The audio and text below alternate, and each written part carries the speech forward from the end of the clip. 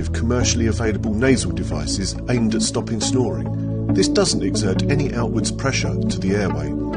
The packaging states it works using the ancient Chinese medicine of magnetic therapy. When inserted, the fit was secure, but it did cause an occasional uncomfortable tickling sensation inside the nose. When nudged during sleep, some short-lived discomfort to the septum was experienced. In our tests, the claimed magnetic therapy wasn't sufficient to make this device effective at stopping snoring. If anything, it felt like it restricted airflow slightly, and unfortunately, mouth breathing became preferable.